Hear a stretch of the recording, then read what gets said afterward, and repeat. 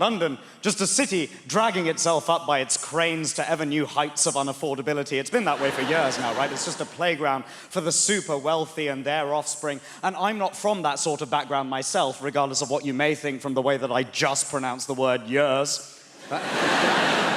I'm not, it's just a voice. This is genuinely true. During the last year for which I have available data, the high school I went to sent more people to ISIS than Oxbridge. Let you guess which way I went?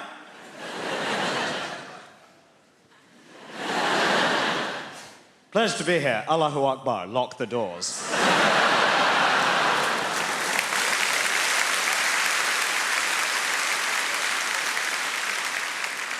You might think the last line's obviously a joke. I'll get letters. Genuinely, I get strangers anonymously contacting me online insisting that I want to impose Sharia law on the West, which, as the atheist son of Hindu parents, makes me feel ever so naughty. Sharia, moi. And now, look at me. Regular guy on the BBC at Christmas time. Yeah. Although, admittedly, owing to the BBC's diversity regulations, because I'm on the bill, you now have to refer to it as Krishna time. I know, right? O.M. Ganesh.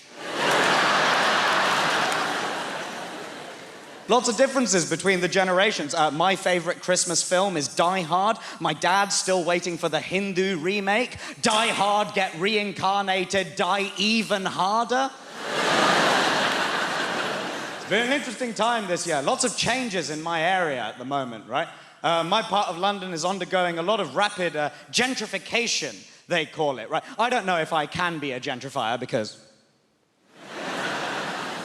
I've gentrified places in the past. I work in the arts, don't get me wrong, right? I remember a while ago I lived in a place called Streatham in South London, and when I came towards the end of my tenancy, I remember walking to the station and realizing that overnight a minicab office had been replaced by a vegan bakery, and I was like, my work here is done. It's different from the way that it used to be, you know? When my grandparents came to this country, with nothing, and yet they were able to start a family here, they were able to build a life for them, they were able to own property, largely because they drove down house prices in every neighborhood they went to, but they were able... Property. It's not like that anymore for the different generations, right? So what do the young people do? You wait, you're probably watching this at home, all the generations together at last at Krishna time. Huh? All of the young people waiting for a grandparent to cough and hoping that that's what's finally going to get them on the property ladder. The problem is, as with any kind of inequality, with intergenerational inequality, the deck is stacked and we pretend it's a question of priorities that's made outcomes not identical, right? The number of times that I've heard, oh, you're worried you'll never get on the housing ladder, but you'll spend £3 on one of your fancy coffees, yeah? Oh, yeah, well, you'll never get a little flat, but you'll spend £3 on one of your fancy coffees. Bruv, that's because you bought all the £3 houses. Few of those left, I'd prioritize that over a gingerbread latte. That is not the world that we currently live in, right? Guys, I currently, as an individual, earn more than both of my parents did, put together, adjusted in real terms, when 23 years ago they bought a 4-bedroom detached house in North London. The problem is my fondness for brunch. Sure. I said, what do you want? He goes, I want a cat. And I said, a cat? Nah, I'm not going to buy you a cat. No one gets a pet for Christmas. And you know what happened? I'll tell you what happened. There was a mouse, a little mouse. It came into the house, and the girlfriend, she saw it. She goes, ah, what's he doing in here? What's he doing in here? We've got a mortgage. Like, that's got to do with anything. Like, all the mice is outside there. It's like, hold on, guys, before we go in there, we need to see if this is rental accommodation first. Yo, fam, put that cheese down. We haven't seen the tenancy agreements yet. It might be a hoax, right? It don't work that way. So she was like, Marlon, we need a cat. I said, I don't want one. She said, Marlon, we need a cat. So we compromised and we got one. So we went to this place. Where they hold all of the cats in the world. And I walked in there, I was like, I want a cat. And the lady said, that's not how it works, sir. I said, please. She said, no, what it is, we need to interview you to see if you're fit to have a cat. And I started panicking. At this point, I said, listen, right, lady, right, listen, right, between me and you, I've got a son. I said, human being, 8 years old, and he's not dead. And she looked at me, she was like, yeah, you can have a cat. So, she brought us up the stairs, man. When she brought us up the stairs, I've never seen so much cats before in my life. There was more cats than people in this room right now, right? And they were there, different shapes, different sizes. And my girlfriend, she got drawn to one cat, which was like blue and grey. I've never seen a cat like this before, a blue and grey cat, and his whiskers were out, and the tail was up, and she walked over to the cubicle where the little cat was, and she put her hand right up against it, and the cat came along, and he put his paw there, and it was like they were touching. And she was like, I want that cat. And the lady said, no. She said, why? She said, well, that cat, it can't live with children.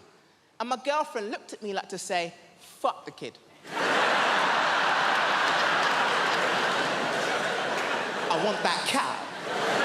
The lady said, no, you can't have that cat, but we've got some cats that is suitable for you, but they're in this corner over here, and she walked us into this corner, ladies and gentlemen, and all of the cats in this area here were black cats. Yes, and my paranoia, that went off straight away. I was like, hold on a minute, we can't have that cat over there, but we can have any of these ones. I've got to fight racism in the real world, but also in the feline world as well. This is bloody ridiculous. And she said, this one's called Denzel.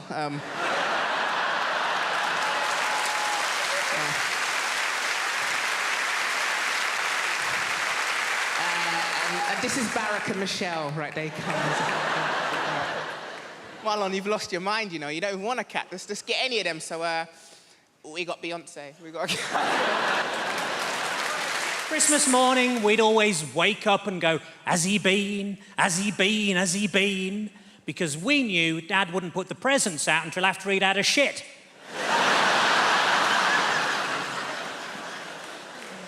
It wasn't the jingling of bells we listened out for in our house, believe you me. Me and my little sister under the covers. I think I can hear Santa straining.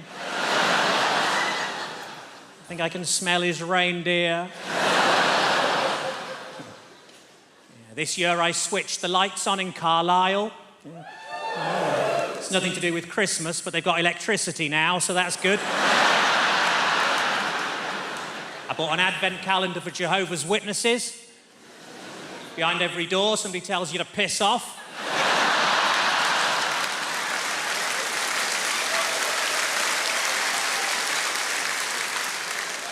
I bought a Travelodge advent calendar. It's still got chocolate in, but you can't open the windows. I got a Microsoft advent calendar. You open too many windows at once and they all shut again for no bloody reason.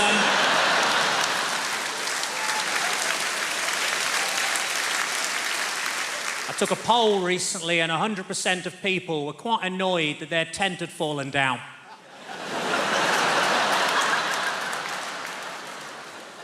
Last week I launched a book aimed at 9 to 12-year-olds, and I'm proud to say I hit one of the little shits.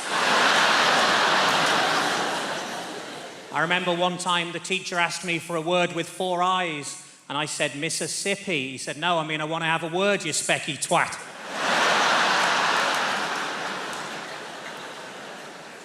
A friend of mine's been suffering from paranoid delusions, and now he thinks he's a chocolate orange. I worry he's going to be sectioned. Poor Terry.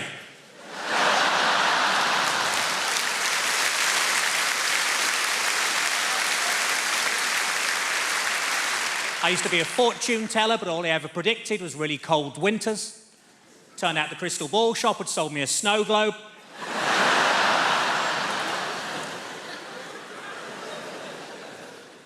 In my last job, I just used to punch buttons all day, and that's why I'm no longer allowed to do panto. I nearly lost my job as a roofer when I was caught masturbating on the first day. Luckily, my boss said I could wipe the slate clean.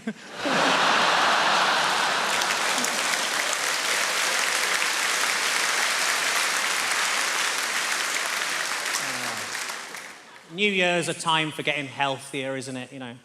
Next year, I've decided that I'm going to do dry January and see if I can manage an entire month without any foreplay.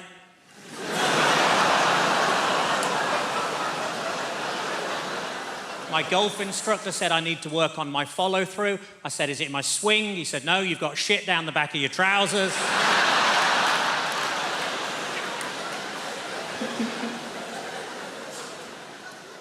I found out 2 new things this week. 1, sperm isn't actually good for your skin. And 2, my dermatologist has been struck off.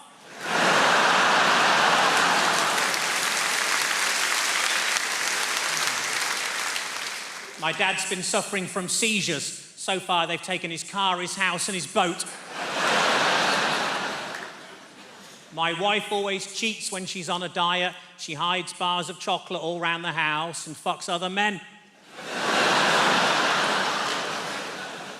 I grew up loving trains, right? But there's one thing about the trains, other than the fact that I want them to run on time, that I really need them to change, right?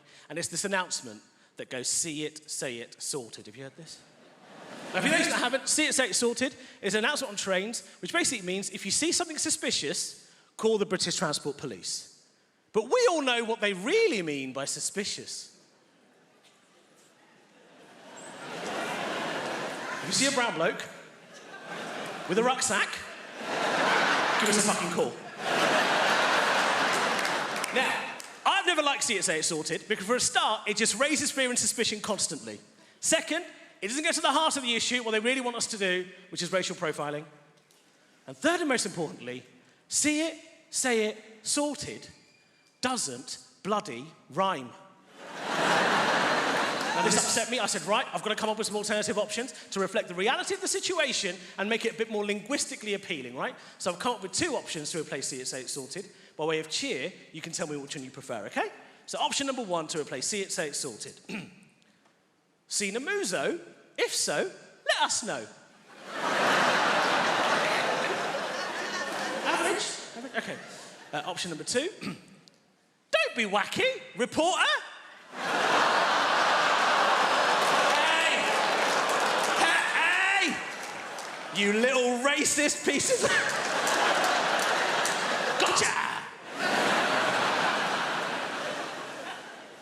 I'm in my late 30s at the moment, and a lot of my friends are already kind of parents of toddlers. Do we have any parents of toddlers in at the moment? Give me a cheer.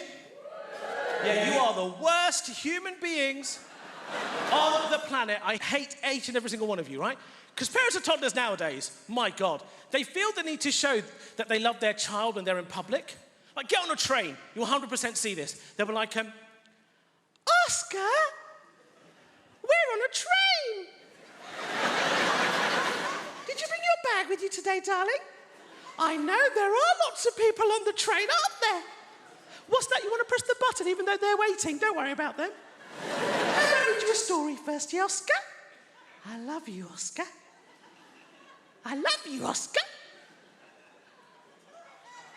I really love you, Oscar. Fuck off.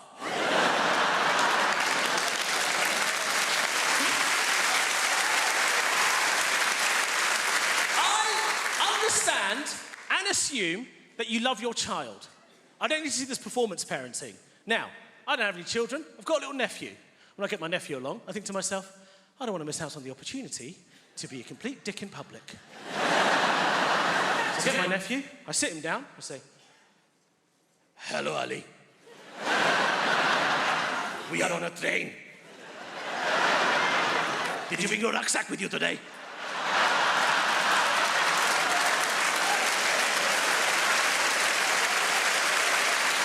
I know, there are lots of people on the train. What's that? You want to press a button, do you? All the parents shut the hell up. And there's a woman in the corner going, see it, say it, sort it.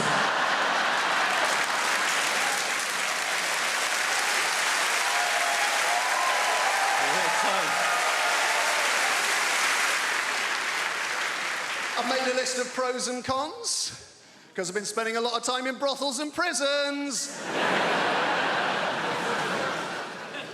Made a list of pros and cons, always good, give you a bit of balance, Con, complete loss of all feelings of hope and possibility. It doesn't sound very good, does it? It doesn't sound much fun, does it? Pro, increased plug socket access. Bang, 1-1. I say increased. It's actually total plug socket access. I've got 32 plug sockets in my house. Each and every one of them is now under my sole domain. Con, all experiences that formed the basis of my happiness and sense of self-worth are now destroyed by grief. Downer. A bit of a downer. Pro, less recycling. I can fit it all in the green box now. It's remarkable when you take into account just how much I'm drinking. Oh, John, you're meant to heat mulled wine. All right, Your Highness, hand me the bottle and leave. Con, I'm gonna lose me house. Bit of fun. Pro, 25% off council tax. I was on that like a ferret. Dialing as the door slammed. And that's us fresh out of cons. The rest are just pros, guys. Yeah. Increased freezer space, all 4 drawers. Cheaper gas and electric. Reduced wear and tear on fixtures and fittings. And when I say reduced, I don't mean by half, because I was only ever responsible for about 10% of scuffs and spills. So we're looking at a net reduction of 90% in real terms. This is my favourite one. Ultimate control over where the iPhone charger cable is and why it is there. There was a time it would take hours to answer the questions, where is the iPhone charger cable and why is it there? Not anymore. Plugged in next to the bed, most convenient place to have it. Simple. Is it unplugged in the bathroom? No, it's not. It'd be a ludicrous place to keep it. There's no plug socket in the bathroom.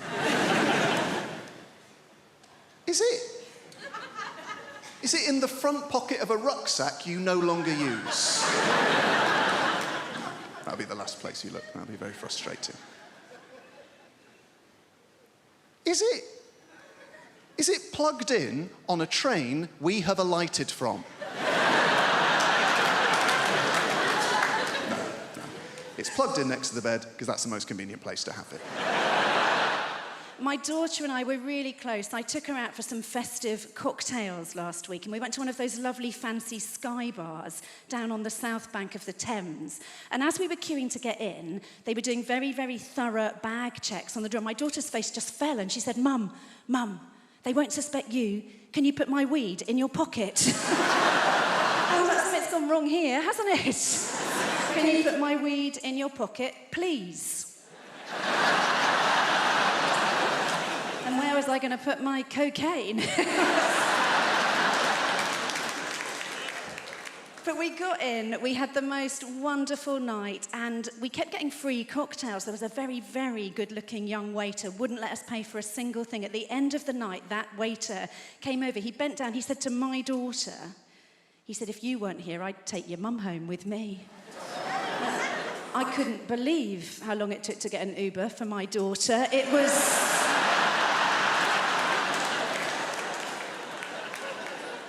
So I found this thing online that can best be described as a menopause magnet, right? I don't mean George Clooney. This is literally a magnetic device to help a woman through the menopause. This thing arrived in the post. It said it would help me with my mood swings and my hot flushes. And what you do is, I know this sounds weird, sir, right? But what you do is, you put a magnet on the front of your knickers. You put a metal disc on the inside of your knickers. It keeps the magnet securely and discreetly in place. And that bit works so beautifully. But what they don't tell you on the menopause magnet packaging is when it is tucked neatly and very discreetly in your pants, distinct possibility you will find yourself metallically attached to the self-checkout in Waitrose. The unexpected item in the bagging area. I just rang it through as a butternut squash and I pissed off. I felt so stupid. The week before, I'd spent a whole 10 minutes attached to my tumble dryer. I mean, it was a very nice 10 minutes. It took me so long to decorate the tree this year. All the baubles kept getting stuck in my pubic triangle. I've still got at least one novelty Santa down there. But no, they're really powerful magnets. Honestly, so if you've got any metal fillings, I'd shimmy back a bit and shut your mouth. A pandemic was no place for a menopausal woman, right? Do you remember when they were taking your temperatures everywhere before you could get in? We were only ever one hot flush away from getting fully cancelled. It was... I remember the last time it happened so clearly. I was out with a friend, we were trying to just get a pizza, and they were taking temperatures on the door, and the guy took mine, and he looked at me, he said, "There's a problem." And I said, "What do you mean there's a problem?" He said, "I'm really sorry, there is a problem." And I said, "Am I a little bit overheated?" That's funny, because I'm a 50-year-old woman. I've just spent an hour and a quarter on the Northern Line wearing a mask, and I raised 2 children single-handedly. I gave birth to them with no pain relief while their dad complained his back was hurting, and I hadn't had a good night's sleep in about 2 years because of my anxiety, my irrational crying, and my vaginal dryness. I don't know what my body's doing. It should send the tears down there. That's where I really need them, and I am attached to your fire extinguisher by my pants.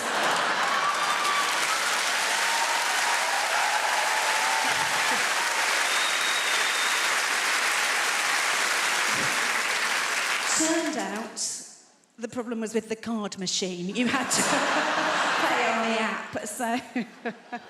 I know a lot of you are now looking at me going, "Shit, look at his hair." Now. I am in the mid-stage of growing an afro. I'm well aware that this is the shit stage.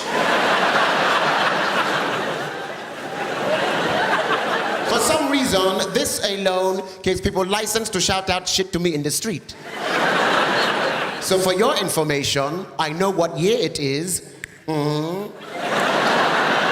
have never been near a car wash. And who the fuck is Shaft?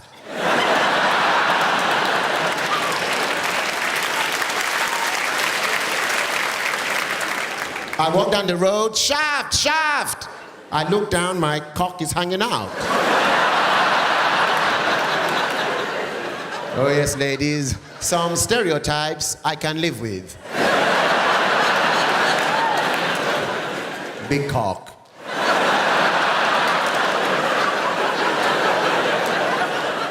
Very happy to be here. Look around the room, so many sinners sitting here amongst us tonight. Oh yes, there are. There's a man sitting right in my eye line, sitting right over there. Look at him. Openly wearing glasses. Have you found Jesus? The Lord gave you vision at a limited rate. You defy him by wanting to see more.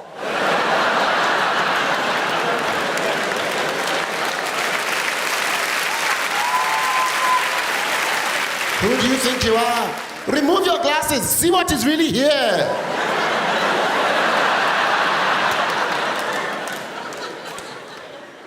Oh, look at this pretty lady. Don't fight it. I can tell by your eyes that you want me. Oh, fuck it. I can't keep it up. So a joke. I've never left the country. Good evening, folks. Very, very, very pleased to be here tonight. I want to tell you a bit about myself, because I've started off quite aggressive, so I'll pull back, right? My parents arrived in London in the 60s. And London in the 60s was very, very similar to Australia now. No real diversity, right? I remember my first day at primary school, I ran into the classroom, I ran straight back home, and I went, Mum, apparently there's a black boy in my class. I can't find him anywhere.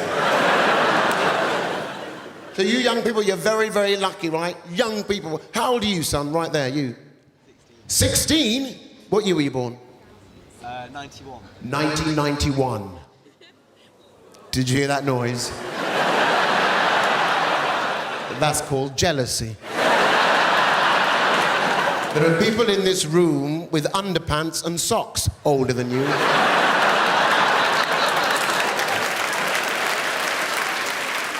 Where are you from, child? Where are you from? London. London, big place. Scale it down. I'm not driving a minicab. Let's work together. Kilburn, North London, yeah. South London, representing. All of the parenting stresses me out, all of it. Like right from the beginning, when you're pregnant, you've got to think of a name for your kid. You're like, right, we're going to have to name it. That's tradition. Going to have to give it a name. And it's hard to think of a name for a kid because that's their name. That's going to be their name all their life if it pans out. And I'm an indecisive person. I struggle to think of passwords for websites, and you get help for that, don't you? Like, oh no, weak. And names go in and out of fashion, don't they? Some names, they can be in fashion, but they don't come back in. We all know those names. And I tell you a thing that's back in fashion now, and I find it fascinating, is virtue names, right? That is back in fashion. Those virtue names is a sort of Victorian notion that if you name your kid after a virtue, they might live up to that virtue. But that's risky business, isn't it? That's hubris. I wouldn't risk it. You could call your son Victor. He could end up a bit of a loser. Ernest, he could become a bullshitter. Grace is an ever-popular name. I wouldn't risk it. You could call your daughter Grace. She could end up a sort of galumphing oaf. Sacking her head on low beams. Falling into crockery at dinner parties. You'd be like, oh, come on, Grace. Do your laces up, babe. Stop farting. Prudent, she'll end up lip deep in debt, won't she? Chastity. Although my son is called Frank. Someone said to me, you've done it, innit? You've called your son Frank. That's a virtue. To be honest, to be above board, to be trustworthy. I was like, oh, shit, never thought of that. He'd end up an estate agent now, isn't he? He's funny, Frank. I think he's funny. I would say that, wouldn't I? Because I'm his mum. He's like, funny, my child's funny. Tell a joke. Look at 774 pictures of my child. But I think he's funny, right? I went to pick him up from school the other day. I pick him up every day because they get proper arsey if you don't. They do. They ring you. They're like, where are you? I'm like, TK Maxx, where are you? Oh, all right then, yeah. So, yes, I went to pick him up from school. And I was late, and I wasn't being very laid back that day. I was running a bit late, a bit stressed. I had my eldest with me. I had my mate's 2 kids that were coming back for tea. I thought we'd just get him and go. He's in reception. I was like, right, we'll just get off, yeah? But the teacher stopped me. She went, can you wait, actually? Can we have a quick chat? In that, voice. So I had to arrange my face into one of those mum pretending to give a shit faces. I said, go on, what's he done? She said, do you want to tell Mummy what you did today, Frank, or shall I tell Mummy? He's got upset now. He's like, you tell Mummy. I'm like, what's he done? What? She said, look, today, Frank stuck a digit up the teaching assistant's bottom.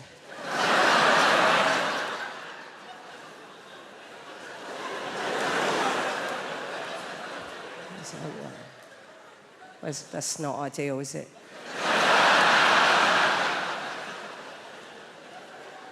It's very difficult to know what to do with your face. I was going through all the faces in my phone.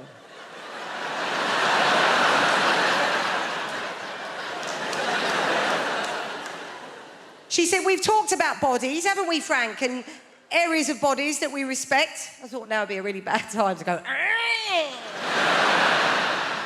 this is awful. I mean, this is a finger up the TA's... this is now they're teaching numeracy in primary education now. It's not like, oh, if Frank's got one finger up the TA's arse, how many fingers are still on the outside? I get shocked about what I get annoyed by. I get really annoyed by pizza leaflets. Everyone here in London, you get pizza leaflets through your door. I get 8 a day, sometimes more. I shouldn't bother them. I should pick them up, put them in the bin. But everyone that comes through, I go, It's like someone standing next to you all day long going, do you want a pizza? Fancy a pizza? Do you want a pizza? Fancy a pizza? No, I don't want a bloody pizza. I wouldn't mind if the photographs made them look tasty. But, it looks like someone's cooked a kid's painting, doesn't it? Another thing that annoys me, tea bags. Oh, God. Because they're not bags, are they? You can't put anything in them, you can't take anything out. That's the minimum you expect from a bag, isn't it? If someone said to you, can you hold my bag? And you couldn't put anything in it, you couldn't take anything out. It hasn't got handles, don't have handles, do they? You know? Yeah. You go, it's not a bag, it's a cushion. Should be called T, sealed yet perforated paper cage. Suppose they can't fit that on the box, can they? I'd meet them halfway. Herbal prison of permeable mesh. I'm a reasonable guy. Another thing drives me mental. You know, the self-checkouts at supermarkets. Oh, God. I come away from there. I don't not feel like a man. I don't even feel like a mammal. I feel like an amoeba when I come out of that place. Because nothing swipes, does it? I'm swiping, nothing swipes. OK, I won't have carrots this week. Then I can live without butter. The other day I was begging it to let me have a chicken. You know? No, just have a chicken. Just a chicken. I was rubbing it, banging it, swiping it. I'm going to leave the money here and I'm going, OK? You do your worst. Oh, I hate coming out of that place. Yeah? I walk up there with 2 bags of shopping. I come away with a can of Coke and an apple. And for some weird reason, the apple swiped. It hasn't got a sticker on it. It worries me. I get annoyed by the most... You know what really annoys me? Wrong numbers. People dial me up with the wrong number. But I don't get angry. What I do, and you should do this, it's great fun, I don't let on it's a wrong number. It's great fun. So someone rings up, you know, hello. They say, is Mandy there? You know, Mandy? Oh, yeah, just hold on a sec,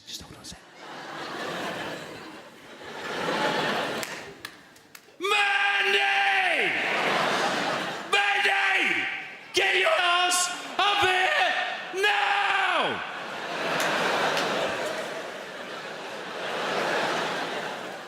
She's just coming, OK? Give me a sec. I don't know who it is. Some wanker! What have I told you? Don't wear your shoes in the house. Oh, put the special slippers on. She's just changing her shoes. You know, when I found out that I was going to do this gig, I immediately put together a message and I pinged it out on our family WhatsApp group to my husband and my children, because that is the kind of rock and roll comic I am. And my son, my teenage son, wrote back to me at once, and his message said, "Thug life chose you, brah."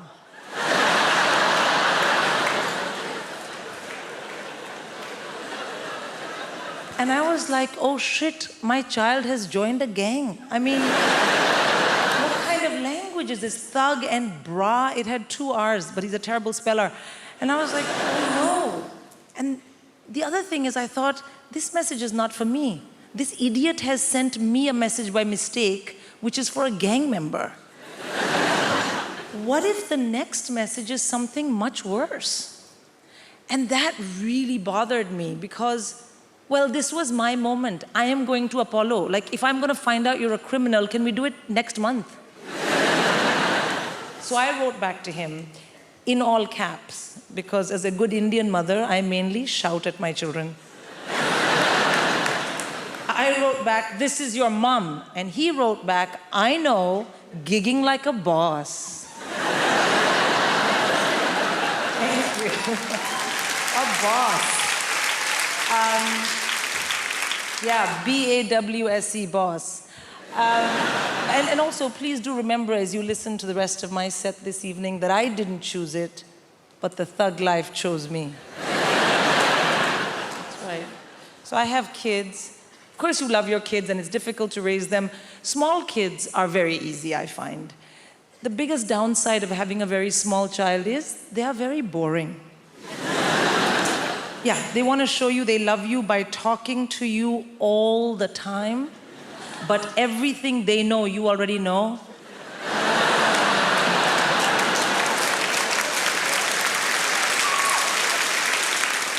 I mean, literally zero value add in any of those conversations. But you do it anyway because they're your kids, you know? And you know what people say? Small kids, small problems, big kids, bigger problems. And the reason is that as your kids get older, you have to discipline them properly. And I find this very stressful because I'm born and raised in India. So what I consider robust, healthy, high-quality parental discipline is frowned upon in this part of the world. That's not true. It's illegal. I know because I have checked. And I want to have really well-behaved kids, but that is no use to me if I am in jail. So I have to learn what you guys do here. And the big thing here is teach your kids about action and consequence using a multitude of techniques. So you have something called star chart. You know what star chart is? Yeah, no, let me tell you, sir. Star chart is you find something vaguely not negative that your child possibly might be able to do and then work it into the conversation and give them a star. Thank you for not kicking me in the face today. Here's a star. And then the other one, action and consequence, naughty step. You've been terribly behaved. Kindly go relax on the staircase.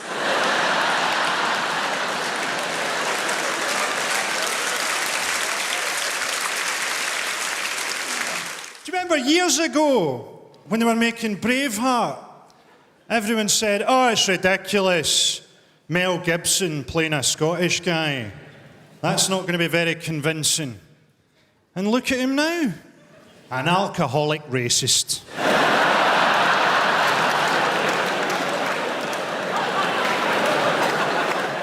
The most Scottish thing I've ever seen, I was going through a town called Bathgate at night, and there was a guy pissing against a front door, like that, who then took out his keys and went inside.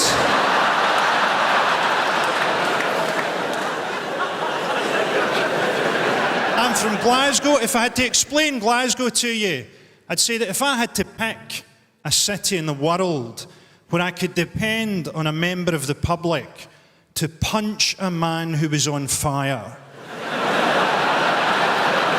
to punch a flaming man to the ground. We should get a photo of that blown up and use it as the welcome sign at Scottish airports. And underneath we should have the words, Scotland welcomes careful drivers. I mean, the naivety of Al-Qaeda trying to bring religious war to Glasgow.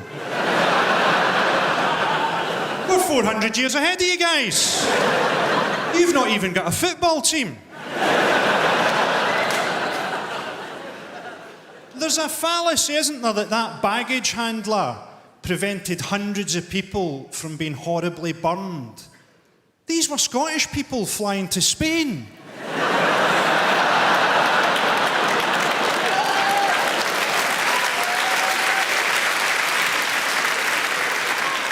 People say it's good they didn't hit a fuel depot. I think it's good they didn't hit the queue coming out of duty free. They got up like Hiroshima.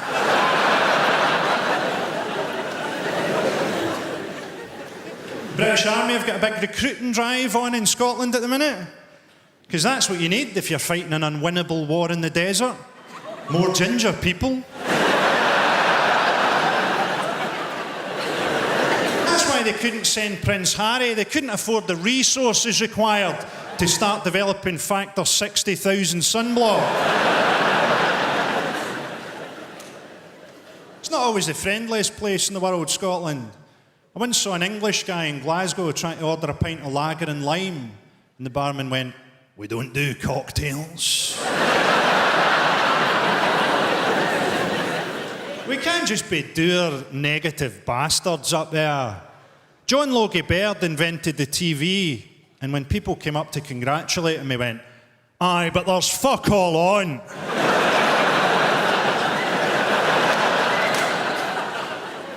We're looking forward to the Olympics in London.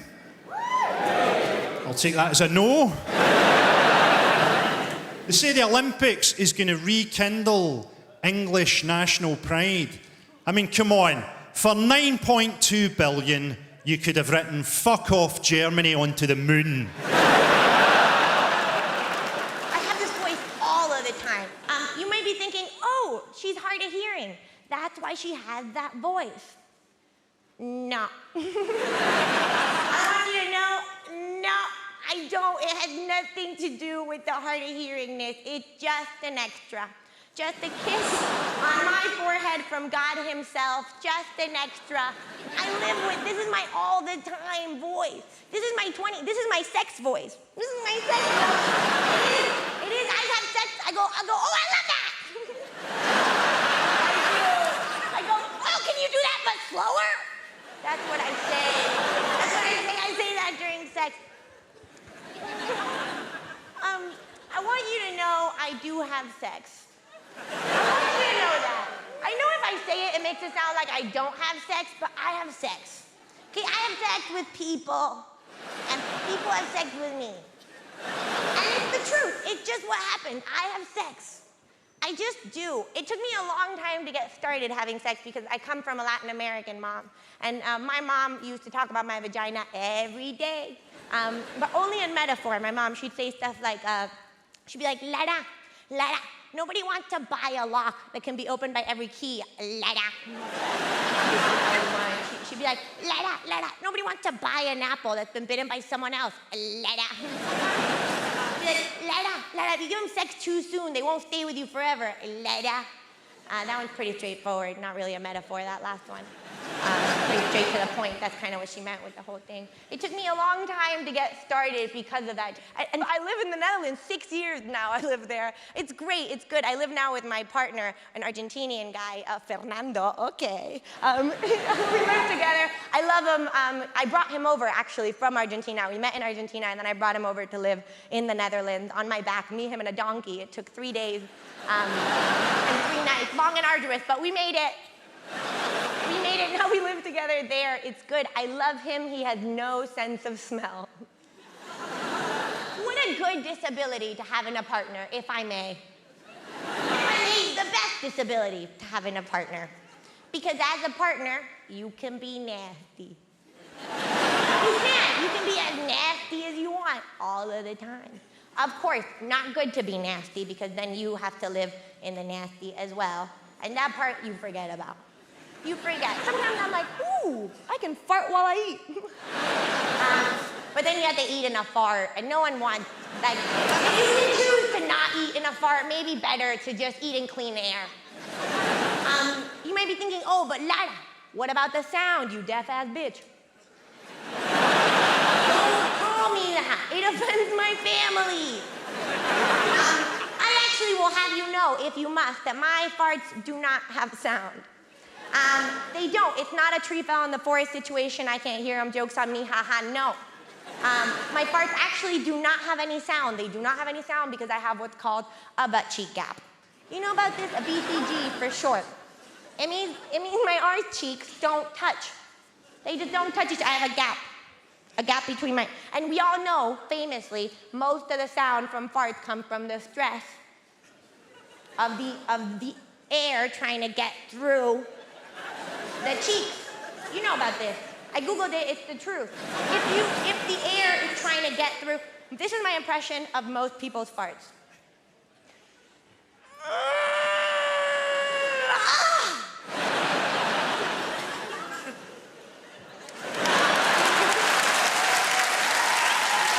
And this is my impression of my farts. Come straight out because I have a butt cheek gap, which means I can fart while I eat if I want to. I don't, but I want you to know that I can. I'm used to my appearance provoking the full spectrum of facial reactions everywhere I show up, and you absolutely did not let me down. You were delighted, weren't you? You gave me some wonderful face when I came up here. You looked at me like your mother-in-law just cancelled dinner. I've been lucky enough to travel, and I'll never forget my first trip to Australia. I went to a place called Perth. I got off the plane. First person that saw me said the following. Hey, mate! Hey, mate! Why is Freddie Mercury wearing a kimono?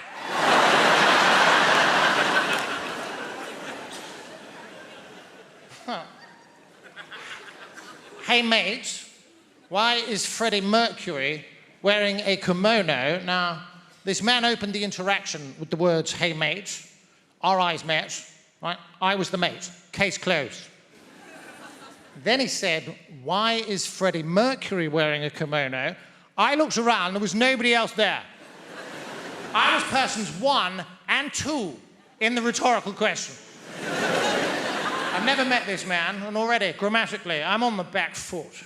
I wasn't going to put up with that. You would have been proud of me. You can't show any weakness. I summoned up every ounce of testosterone in my body, and I fired it ocularly at this chap.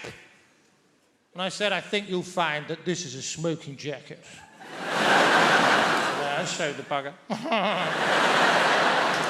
There's a lot that's not made sense, though, and one of the things that I still struggle with to this day is how uptight us Brits are. I didn't realise in the UK, how are you is a rhetorical question. How are you is a rhetorical question. If somebody from the UK asks you how you are and you tell them, they would be mortified. Now, there are geographical anomalies, I'm delighted to say. If you ask somebody from Liverpool how they are, they will tell you.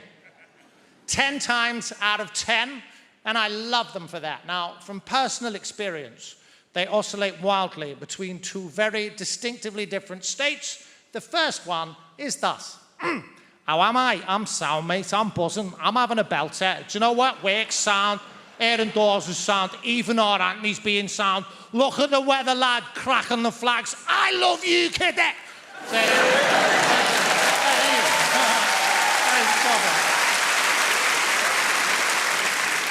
Apologies for the accent, by the way. I have the ability to blend in seamlessly with my environment wherever I go. I feel an energy, I match it, we become almost indistinguishable. Silly. Now, that's the first state. Now, the second state of Scouse being is rather different, and it is as follows. I'm fuming, lad. Oh, don't you start, lad. I am fuming here, mate. I'm fuming. I am fuming. I'm up the wall with work. I've seen me arse with my dad. Eventim to being shite again. You're doing my fucking head in. I am fumigating here, kid.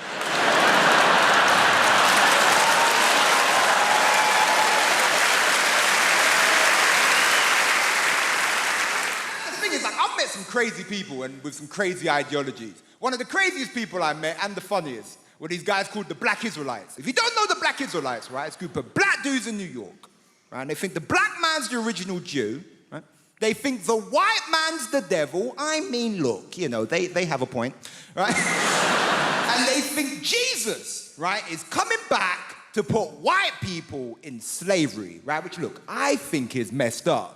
Because I think white people would make terrible slaves. Do you know what I'm saying? You know, you whip them once, they run to the manager.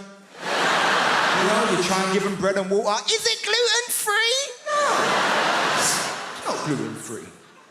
I know some old white woman making my dinner and stuff like, Margaret, if you make me another shepherd's pie, I'm gonna sell your ass. Sandwich porch. Start selling people. I don't know. I get called a lot of stuff now. Especially with the internet, I get called tons of stuff. I get called racist words, and I get called racist for making jokes about white people. I just want to say my mom's white. I have one at home. She's fine. I have no issues with white people. Love white people, right? But everyone calls me mad things. And I'll be honest with you, when you get called a lot of stuff, you have to have like thick skin. You can't let it bother you, because it'll just get you down if you always listen to that stuff. And it's never bothered me, except for one time. Someone said something about me, and it just really annoyed. Basically, someone called me middle class, and it just really... I threw my avocado on the floor. I was perturbed. I was like, mother, take this away. I can't finish this avocado. Middle class? I ain't middle class. I'm not you. I'm from Ilford, man. If you don't know Ilford, it's in between East London. Don't you cheer Ilford, goddammit, you hooligan. Ilford is horrible. It's in between East London and hell. That's where Ilford is. don't want to go Ilford, right? And it's that weird thing. It's like you work hard and then people think they can take away your identity from you. And that's like a weird point. It's like you can't be working class because you've worked hard. You get to play lovely gigs like this. You can't be what you are. And the thing is, like, I am working class in my heart, but there's a conflict. My brain says different sometimes. You know? Like, sometimes my friends will call me from prison. It's just what it is. It's just what it is. They'll call me up and they'll be like, yo, Jamali, you need to start repping for the mandem. And I go, you know what? I need to start repping for the mandem. They say, you need to start saying free the mandem. I'm like, you know what? I need to start saying free the mandem. And that's in my heart. I believe that. We should free the mandem. But then my brain goes, yes, Jamali. But now you have stuff they want to steal. So I'm like, yeah, free the mandem. If they've completed the course, maybe. I don't know. If they've repented. I don't know. If they ring me up, they'll be like, yo, say free Ginger J. Free Ginger J. Say free Worm. Is Worm still locked up? You better free him. Say free Killer. Nah, I don't know about Killer, man. I'm not saying we should never free Killer, just don't free him where I live. Because I live in a nice gentrified area now, just what I'm saying. So it's like, and I'm angry at gentrification, but it's hard because it's delicious. I'm drinking my latte again. Oh, these hipsters, do you know? Like, so yeah, free hit Killer, but just not where I live, not in my community. Because gentrification is a weird one, because does anyone remember when London was shit? Like, Hammersmith was shit. None of you would have been able to be here. It was that bad. It was never Peckham shit. Peckham was shit. I go as far as Bethnal Green and look at Peckham through a telescope. That's as far as I go. Gentrification is a weird one because can we disagree that you see like middle-class hipsters that moved to the ghetto pre-gentrification are some of the most bravest people in the world? Only a hipster can go to the hood and go, no, I see potential. Seriously. A lot of people know that I used to be a bouncer, which if you didn't know, I imagine that's come as quite a surprise. What? I was. Problem is, I still look like a bouncer. There's about 12 of you in here that showed me your tickets, and people still treat me like a bouncer. I went out a little while ago for a drink. I'm in the bar's hot, so I went outside, get some air, send a text message. So I wasn't stood there very long. I looked up from my phone, and a queue had formed. That's the kind of... I had to learn how to be a bouncer while being a bouncer, which is like the worst place to learn how to do that job, especially when people think you can fight. I accidentally got a reputation that I could fight. I was 19, it was in my local bar, and I'd been there I was drunk. I was really drunk. I'd had like 50 beers. I had 3. You know I had 3.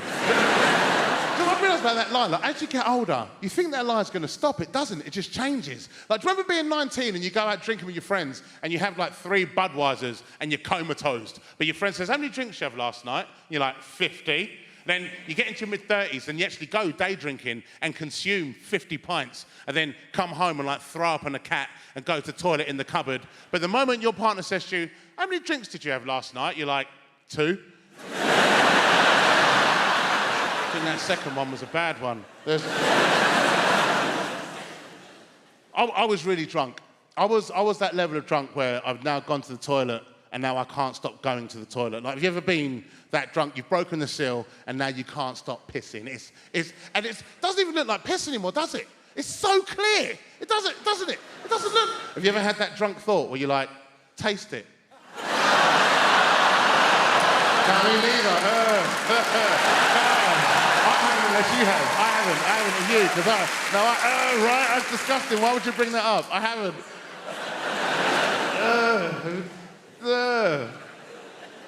I was really drunk, and a fight kicked off. This guy threw a drink in this lady's face, and then he punched a bouncer and tried to run out of the club. And as he's gone to run out, I've gone to lean on the bar because I need a nap. And he tripped over my leg and hit his face on the bar, knocked himself clean out. Now, I'm stood over this dude. And I'll be honest, I was just trying to figure out if I was in the toilet yet or not. And I stood over this guy, and the owner of the bar came up and he shook my hand, and he said, well done. I was like, Then the barmaid came over and she went, yeah, look at him, and he's pissed himself. I was like, yeah, he's...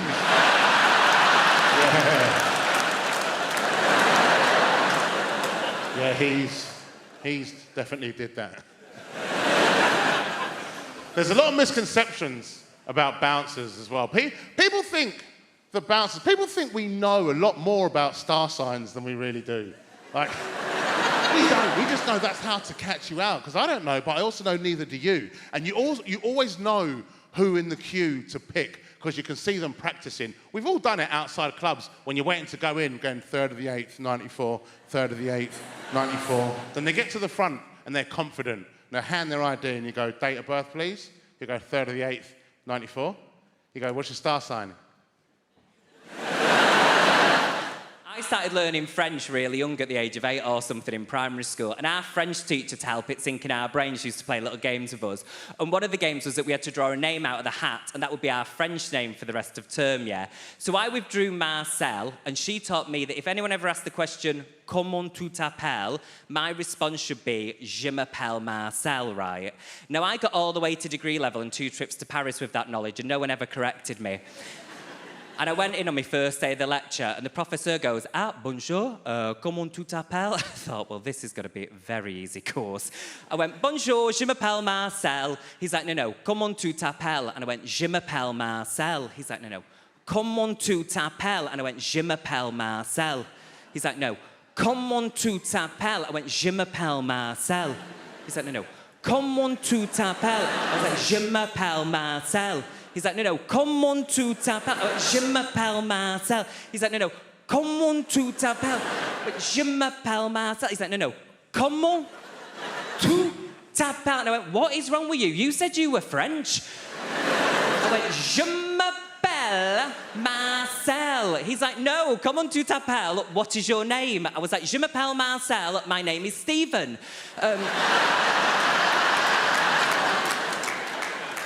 Educated.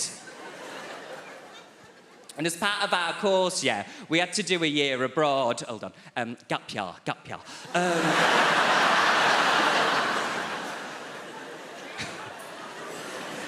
We did, Jimmy. We had to do a year abroad, right? So I moved to the south of France for a year, and I'm dating myself with this reference, I do know. But I thought it would be like a Hilary Duff film, right? Do you know where I'd like move to the south of France, get a job in a little boulangerie, fall in love, move into the guy's chateau and never have to come and perform in Hammersmith? Do you know what I mean? And me and my friends all had a bit of a dream. Like my friend Kate, she's married to a guy now called Florent and lives in Nice. That was my dream, bitch. My friend Sam got with a guy while we were there, and his name was Nicolas. And I even got with a guy while we were there for 1 term, and his name was Kevin. It wasn't even Kevin. I went all the way to the south of France and found the only guy from Stockport. Just called me Sally Webster. And the thing I hated the most about doing that year abroad was I don't like flying. Give me a cheer if you like flying. Give me a cheer if you don't like it. Yeah, all the ones sat in the sky. I really hate it, yeah, because everyone's like it's the safest form of transport, but that's not true, is it? Because speak to someone that's been in a crash. And that is valid. That is really valid. And I've had to find my way of getting round it. You need hints, tricks, don't you? So my therapist said you just need to sit on the plane doing this. I get thrown off the plane if I do that, Julie. And the way I've been trying to get round it, hear me out, you're going to think I'm mad, right? Do you know sometimes when you look at someone and you think, like Aaron, I look at you and I go, you would never die in a plane crash. You've got that kind of face, you know, it's like, you're not going to go that way. Whereas some people, they've got that face where it's like, have you already been in one? And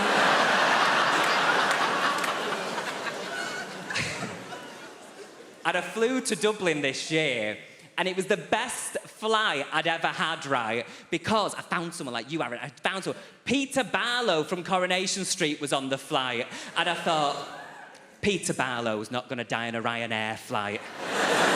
He's already been through too much.